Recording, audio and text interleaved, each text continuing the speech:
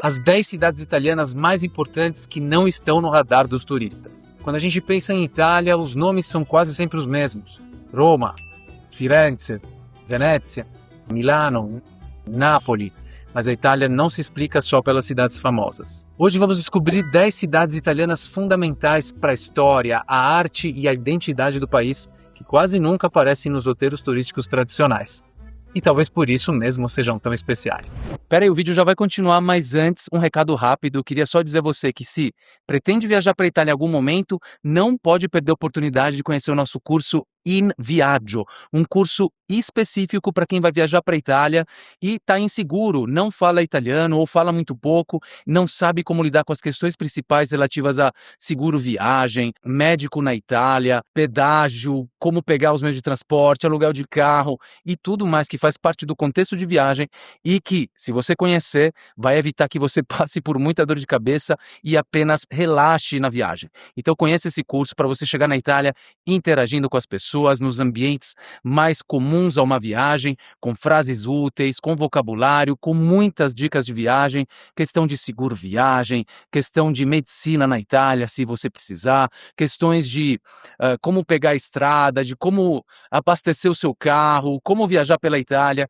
muitas dicas úteis. Aqui embaixo, na descrição do vídeo, tem o link com todas as informações, um preço super especial, material também com PDF, além das videoaulas, você pode tirar suas dúvidas na plataforma, dá uma olhadinha, você com certeza vai gostar. In Viaggio é o curso para você que pretende ir para a Itália em algum momento e aproveitar ao máximo interagindo com os italianos.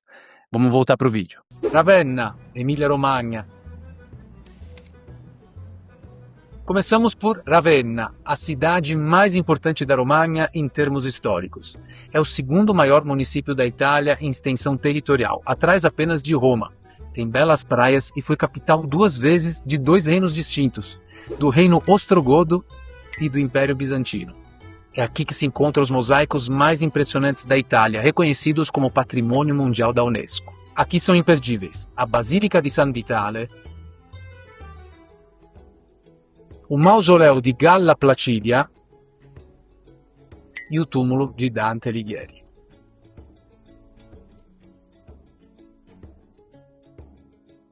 Urbino, na região Marche, onde eu cresci, é um símbolo do Renascimento ideal. Governada por Federico da Montefeltro, um dos grandes mecenas da época, tornou-se um centro de arte, filosofia e ciência. Cidade pequena em tamanho, mas gigante culturalmente, seu centro histórico é protegido como Patrimônio da Humanidade pela Unesco. Aqui são imperdíveis o Palazzo Ducale, a Galleria Nazionale delle Marche e a casa natal de Raffaello.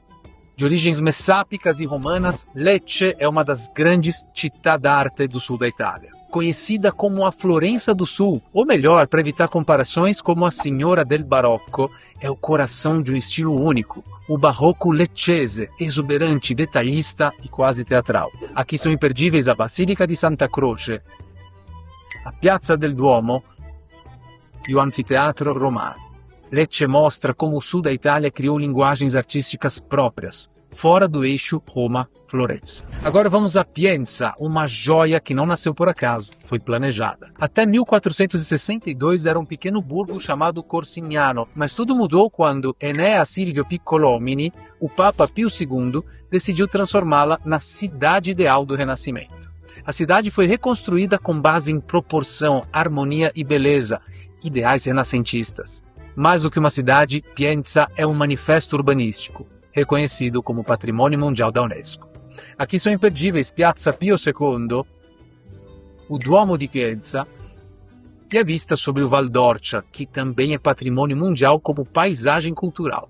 Durante séculos, Mantova foi governada pela família Gonzaga, que transformou a cidade em um dos centros culturais mais refinados da Itália renascentista. Mantova é essencial para entender arte, poder e política no norte italiano, e também faz parte da lista de Patrimônio Mundial da Unesco. Curiosidade, Mantova é apresentada no Google Arts and Culture como um verdadeiro museu urbano difuso, com mais de 1000 obras digitalizadas e dezenas de exposições virtuais organizadas em diferentes museus. Aqui são imperdíveis o Palazzo Ducale, o Palazzo Te e a Câmara degli Sposi di Mantegna.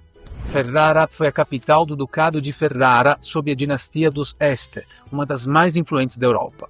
É considerada um dos primeiros exemplos de cidade moderna, graças ao seu planejamento urbano avançado já no século XV. Por isso, seu centro histórico é Patrimônio Mundial da Unesco, assim como as residências renascentistas no Delta do Po, uma vasta área natural de grande valor ambiental, sendo que o Po é o maior rio italiano. Imperdíveis o Castello Estense, o centro medieval e as muralhas da cidade. Construída sob uma formação vulcânica, Orvieto teve importância estratégica desde os etruscos até a Idade Média. Na antiguidade, correspondia à etrusca Velzna, uma das 12 cidades-estado da Etrúria, próxima ao santuário do Fanum Voltumnae, centro religioso e político etrusco. Entre os séculos 8 e 4 a.C., a cidade viveu grande crescimento econômico, demográfico e cultural, tornando-se um polo comercial, artístico e militar favorecido pela sua posição naturalmente defensiva. Imperdíveis o Duomo de Orvieto, o Pozzo di San Patrizio e a cidade subterrânea. Pouco conhecida pelos turistas, Aquileia foi uma das cidades mais importantes do Império Romano no norte da Itália. No século II d.C., estima-se que tivesse cerca de 100 mil habitantes, um número enorme para a época. Junto com Ravenna e Brescia, é um dos mais importantes sítios arqueológicos do norte da península, reconhecido pela Unesco. Imperdíveis a Basílica de Aquileia, os mosaicos paleocristãos e a área arqueológica. Aquileia é fundamental para entender o processo de romanização do norte da Europa. Benevento tem uma história que mistura romanos, lombardos e lendas medievais. A história do seu nome é muito interessante. Originalmente, os romanos a chamavam de Malventum, literalmente evento negativo, quando ainda era um centro samnita. Os samnitas eram um dos povos que combateu contra os romanos, existiu a influência romana. Os romanos a chamavam assim, provavelmente por ser considerada uma zona hostil antes de estar submetida ao seu poder. Mas após a importante batalha de 275 a.C., em que os romanos derrotaram o grego Pirro, um dos seus piores inimigos, rei de Épiro, os romanos alteraram o nome da cidade para Beneventum, que passou a significar o oposto, um lugar de bons auspícios. A cidade era um importante entroncamento viário, atravessada pela Via Ápia e ponto de partida da Via Traiana, duas das principais estradas romanas. Mais tarde foi capital de um ducado e de um principado lombardo, tornando-se um polo político central no sul da Itália. Parte do seu patrimônio é reconhecida pela Unesco. Aqui são imperdíveis o Arco de Traiano, a Igreja de Santa Sofia e o Centro Histórico.